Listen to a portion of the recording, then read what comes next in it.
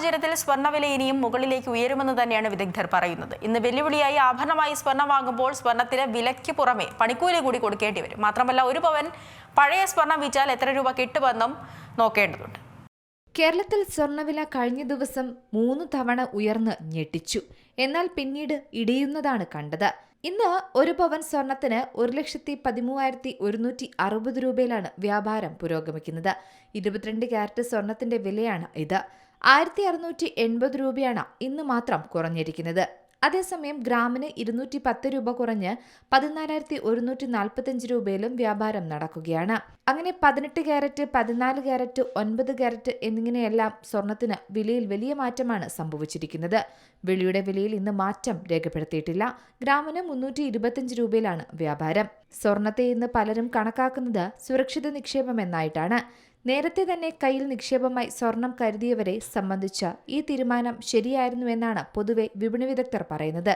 കാരണം അത്രമേൽ വേഗത്തിലാണ് ഇന്ന് സ്വർണ്ണവില വർദ്ധിച്ചുകൊണ്ട് നിൽക്കുന്നത്. 10 വർഷം മുമ്പുള്ള കണക്കല്ല ഇന്ന് വരുന്നത്. അതുമായി താരതമ്യം ചെയ്യുമ്പോൾ എത്രയോ ഇരട്ടി വിലയുണ്ട് ഇന്ന്. ഇന്ത്യക്കാർ പൊതുവെ നിക്ഷേപമായിട്ട് തന്നെയാണ് ഈ ആഭരണങ്ങൾ ഉപയോഗിക്കുന്നതും. പക്ഷേ ആഭരണമായി ഇന്ന് സ്വർണം വാങ്ങുമ്പോൾ പണിക്കൂലി വലിയൊരു വില്ലൻ തന്നെയാണ്. 5% മുതൽ 30% വരെയോ അതിൽ കൂടുതലോ ആണ് ഇന്ന് പണിക്കൂലികളായി നിശ്ചയിക്കപ്പെടുന്നത്. ഓരോ സ്ഥലത്തും വ്യത്യസ്തമായ രീതിയിൽ തന്നെയാണ് പലപ്പോഴും പണിക്കൂലി കണക്കാക്കുന്നതും. മുൻകാലങ്ങളിൽ പണിക്കൂലി നിശ്ചയിച്ചിരുന്നത് ജ്വല്ലറികളിലെ ഡിസൈൻ, സാങ്കേതിക വിദ്യ, ഒരു ആഭരണം സൃഷ്ടിക്കാൻ ആവശ്യമായ സമയം എന്നിവയനുസരിച്ചാണ്. എന്നാൽ ഈ കണക്കിനനുസരിച്ച് 10 ഗ്രാം തൂക്കമുള്ള സ്വർണത്തിന് 1.5 ലക്ഷം രൂപയാണ് വില വരുന്നത്. അങ്ങനെയെങ്കിൽ ഈ തുക കൊണ്ട് 10 ഗ്രാമിന്റെ ആഭരണം വാങ്ങാൻ സാധിക്കില്ല. അതിൽ GST, ഹോൾമാർക്കിംഗ് ചാർജ് എന്നിവയ്ക്കൊപ്പം 10% പണിക്കൂലി കൂടിയാകുമ്പോൾ 2 ലക്ഷത്തോളമോ അതിലധികമോ നൽകേണ്ടി വരും. ഇന്ന് ഏറ്റവും കുറഞ്ഞ പണിക്കൂലി എന്ന് പറയുന്നത് 5%. എന്നാൽ ഡിസൈൻ അനുസരിച്ച് പണിക്കൂലിയിൽ വ്യത്യാസം വരും. അതായത് കേരളയേക്കാൾ അല്പം കൂടുതൽ വിലയാണ് ബോംബെ, ബംഗാൾ, കൊൽക്കത്ത ഡിസൈനുകൾക്ക്.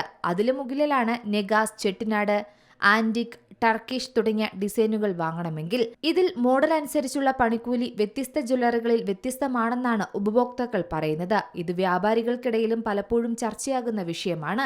പല ജ്വല്ലറികളും ആഭരണത്തിനോടൊപ്പം ഒരു ടാഗ് ഇടുക എന്ന സംവിധാനം വരുന്നുണ്ട്. ഈ പണിക്കൂലിയുടെ ശതമാനം സൂചിപ്പിക്കുന്നതാണല്ലോ ടാഗ്. പിന്നീട് വില പേശി കഴിയുമ്പോൾ ഈ ടാഗിൽ കാണിച്ചതിനേക്കാൾ കുറഞ്ഞ പണിക്കൂലിയിൽ ആഭരണങ്ങൾ നൽകുക എന്ന തന്ത്രവും പലപ്പോഴും പല വ്യാപാരികളും പ്രയോഗിക്കുന്ന രീതിയുമുണ്ട്. അത്തരത്തിൽ വിവാഹം പോലുള്ള വലിയ പർച്ചേസുകൾ പോകുമ്പോൾ ടാഗിലെ വില കുറയ്ക്കുന്നവർക്ക് വലിയ ആശ്വാസമായിട്ട് തന്നെയാണ് സാധാരണക്കാർ ഇതിനെ നോക്കിക്കാണുന്നത്. എന്തായാലും വില ഇനിയും കുതിക്കുമെന്ന് തന്നെയാണ് പൊതുവിൽ വിദഗ്ധർ പറയുന്നത്.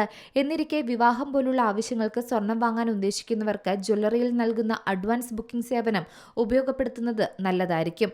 എന്തായാലും ഇനി നിങ്ങൾ സ്വർണം വാങ്ങുന്നതിനപ്പുറം മറിച്ച് സ്വർണം വിൽക്കാൻ ഉദ്ദേശിക്കുന്നതെങ്കിൽ ഇന്ന് ഒരു വ്യക്തിക്ക് സ്വർണ്ണാഭരണം വാങ്ങണമെങ്കിൽ 1,20,000-ന് മുകളിൽ ചെലവ് വരുമെന്നാണ് പ്രതീക്ഷിക്കുന്നത്. എങ്കിൽ ഇന്ന് പഴയ സ്വർണം വിൽക്കുന്നവർക്ക്, അതായത് ഒരു പവൻ വിൽക്കാൻ ഉദ്ദേശിക്കുന്നുണ്ടെങ്കിൽ 1,12,000 രൂപയായിരിക്കും കിട്ടാൻ പോവുക.